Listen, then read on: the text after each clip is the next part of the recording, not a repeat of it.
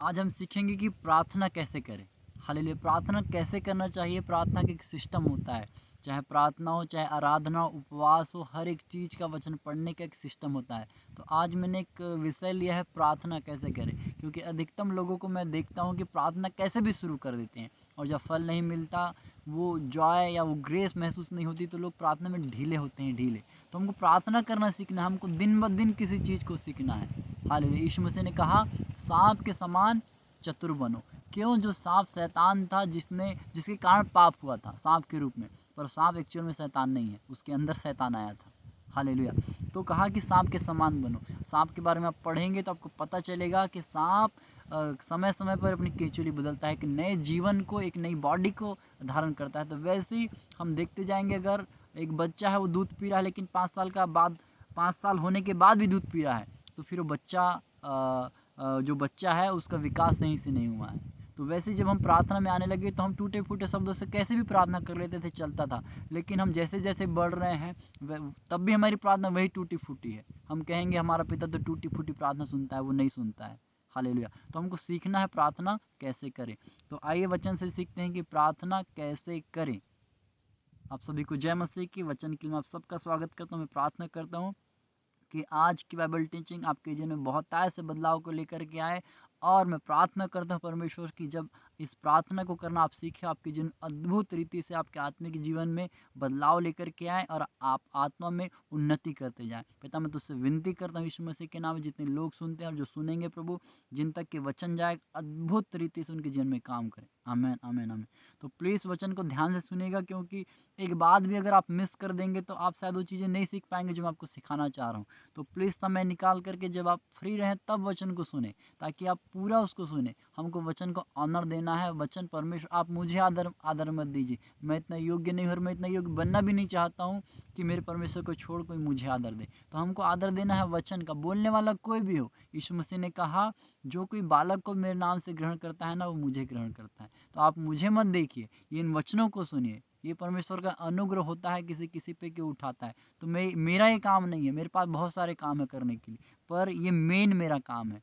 परमेश्वर ने मुझे भेजा है इस काम के लिए, रचा है इस काम के लिए कि जो मैंने सीखा है मैं आपको सिखाऊं। जैसे मैंने बरकत पाई है, आप बरकत पाएं। आमीन।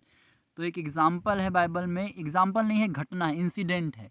ये घटना घटी है, परमेश्वर ने एग्जाम्पल नहीं दिया है। मत्ती की किताब 15 अध्याय उसका 21 से लेकर के 28 पद को आप पूरा पढ़िएगा। ये कनानी जाति कि स्त्री के विश्वास के बारे में यहाँ पर लिखा है। हालेलुया। तो मैं मेजर पॉइंट को पढ़ता हूँ, जो यहाँ पर मुझे आपको सिखाने के लिए इस वचन से मैंने लिया है।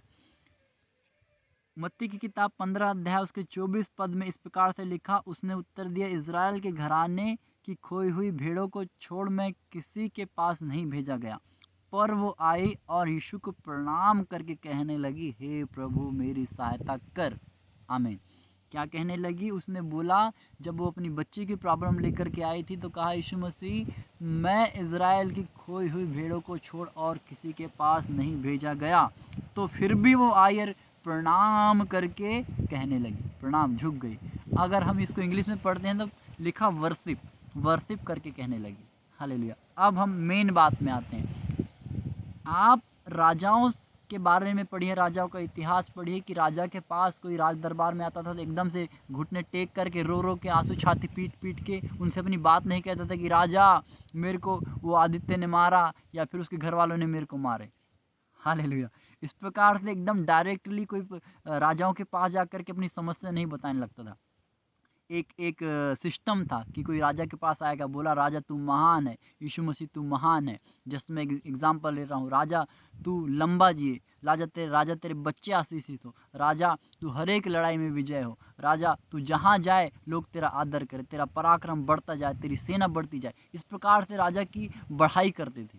हाल और वो राजा का दिल खुश होता था।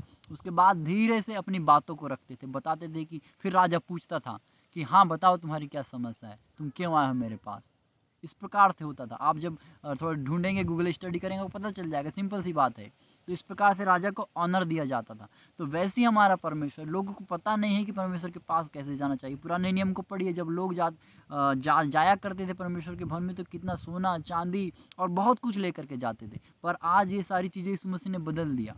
चीज़ें बदल गई है। हालांकि आज भी लोग करते हैं जो परमेश्वर सच में वैसा प्रेम करते हैं। देना अच्छी बात है और देना चाहिए हमको, तो इसको बढ़ना है। तो यहाँ पर मैं किस देने के लिए, क्या सीखने के लिए आपको बता रहा हूँ, आपको वो सुनना है। तो यहाँ पर लिखा उसने आराधना की। तो जब हम प्रार्थना करने के लिए आते हैं तो सबसे पहले एक छोटी प्रार्थना करना है प्रभु से। आप जिस भी शब्दों में कीजिए, जैसे हम प्रार्थना करते हैं, छोटी प्रार्थना करते हैं, प्रभु तेरा धन्यवाद, तूने दिन भर संभाला, मुझे बचाया और एक बार फिर से तेरे चरणों में आने में मदद किया। हम धन्यवाद देते हैं, हमें बुरी खबर से बचाया, दिन भर संभाला, ना जाने कितने लोग मर गए, मिट गए प्रभु, परंतु तेरी महाकरुणा है कि मैं, मेरा परिवार सुरक्षित है। हमारे कानों को तूने बुरी खबर से बचाया, हमारे आंखों को बुरा देखने से बचाया, हमारे मुंह को बुरी बातों से बचाया। तेरा धन्यवाद करते हैं, तूने हमें सुरक्षित रखा और अपने चरणों में अपने परिवार से सुरक्षित लेकर के आया। पिता मैं तेरा धन्यवाद करूँ तेरी उपस्थिति निभाने की। आमीन। इस प्रकार से हम धन्यवाद से प्रार्थना शुरू करें। धन्यवाद दे परमेश्वर को सारी बातों को याद करके कि दिन भर उसने क्या उपकार किए हैं आपके लिए, आपको कैसे बचाया है। लोगों को देखिए कि उनको कैसी विपत्ति पड़ी है, लेकिन आपको बचाया ना, तो उन सारी बातों को याद करके परमेश्वर को धन्यवाद दे और फिर आराधना करे परमेश्वर की। आराधना गीतों को ले, एक आराधना का मैं जल्दी एक वीडियो बनाऊंगा कि आराधना कैसे करनी चाहिए। तो परमेश्वर को थैंक्स दे, थैंक्स। आराधना से भी प्रार्थना होती है, आपको पता है बहुत से ऐसे सॉन्ग है जो हम आराधना गीत से क्षमा मांगते हैं, गीत से कोई चीज़ मांग लेते हैं, गीत से परमेश्वर को धन्यवाद देते हैं। इसको हम जल्दी सीखेंगे। तो हम यहाँ सीख रहे हैं प्रार्थना कैसे करें। तो परमेश्वर के लिए हमने वर्शिप किया, उसके बाद हमको वचन पढ़ना है, उसके बाद हमको वचन पढ़ना है। एक या तो हम रोज़ जो डेली पढ़ते हैं वो, या कोई हमको विषय रखा है हमने प्रार्थना करने के लिए, तो उससे रिलेटेड सोचे कि कहाँ वचन है, उस वचन को पढ़े, पूरा अपनी आत्मा में समाए, उसको फील कर अच्छे से सीखें और फिर प्रार्थना में बैठे। एकदम से परमेश्वर के पास जाकर ना एक लिस्ट लेकर के मत बैठ जाइए इतनी बड़ी और बता रहे हैं प्रभु मेरे को चना दे, मेरे को दाल दे, मेरे को मूंग दे, मेरे बच्चे को अच्छा कर, लंगड़े को चला, अंधे को चला। वो भिखारी नहीं है, हमारा परमेश्वर भिखारी नहीं है कि गए और उसको देने लगे बत्ती। बिल्कुल क्यों, बिल्कुल बैठा है तैयार, आओ मेरे को बताओ और मैं कर दूंगा। ऐसा नहीं करना है हमको, सीधा जाना है उसके पास, समस्या नहीं कर बतानी है, या सीधा बैठना और शैतान भगाने नहीं लगना है कि तू भूत निकल जा, लंगड़े का बीमार निकल जा, सीधा नहीं नहीं नहीं नहीं। ये ऐसा नहीं है हमारा परमेश्वर। पहले बैठना है इत्मीनान से, प्रार्थना करनी है, परमेश्वर को धन्यवाद देना हर चीज़ के लिए, फिर आराधना करनी है, उसके बाद वचन पढ़ना है और वचन पढ़ने के बाद प्रार्थना करनी है। देखिए आपका प्रार्थना जीवन कैसे बदलता है। मैं आपसे कहता हूँ आप सिर्फ 7 दिन ये जो सिस्टम है ना, इसको फॉलो करके देखिए। आप कमेंट करेंगे और बताएंगे कि आप गवाही देंगे कि सच में प्रभु ने आपके जीवन में अद्भुत रीति से बदलाव किया है।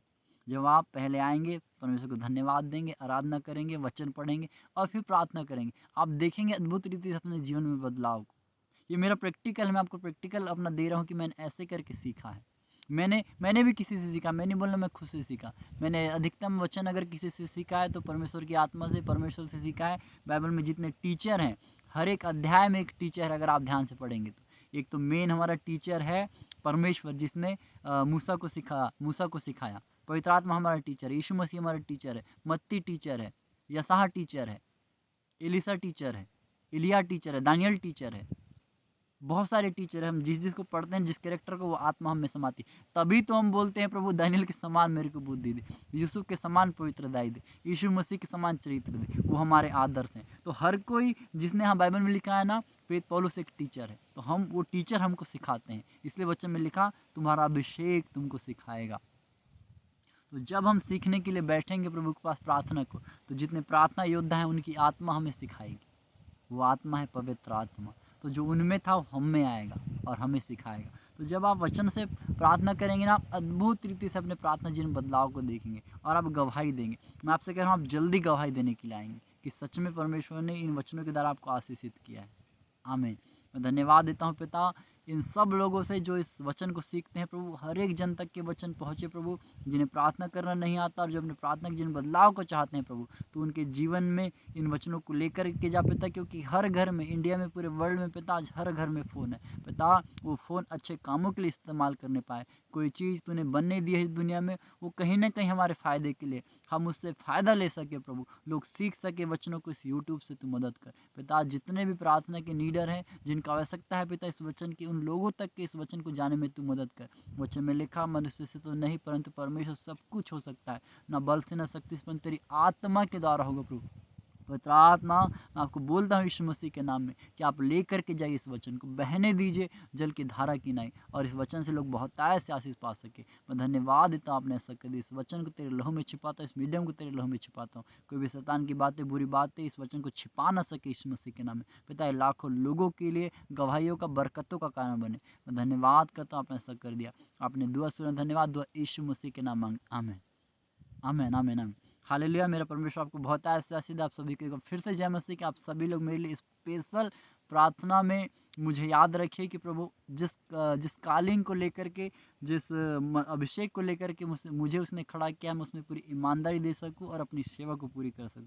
जो प्रेरित की एक सेवकाई, जो एक अभिषेक परमेश्वर ने मेरे जीवन में रखा है, मैं उसमें अंश अंश करके बढ़ता जाऊं और उसका विश्वास योग्य एक दास, उसका एक छोटा सा बच्चा करके इस दुनिया में बढ़ता जाऊं। मेरी पहचान हो तो मेरे परमेश्वर हो। सिर्फ इतनी सी इच्छा है कि मैं इस दुनिया में जाना चाहता हूँ मेरे परमेश्वर के नाम से। आमीन। May God bless you all. मिलते हैं जल्द और आराधना की टीचिंग को लेकर के। तो प्लीज़ आप सबसे रिक्वेस्ट है, प्रार्थना कीजिए उस आराधना की टीचिंग के लिए कि जैसे ही प्रार्थना की टीचिंग आपकी जीवन में फल ला रही हो, आराधना की टीचिंग भी आपकी जीवन में लेकर के आए। आमीन।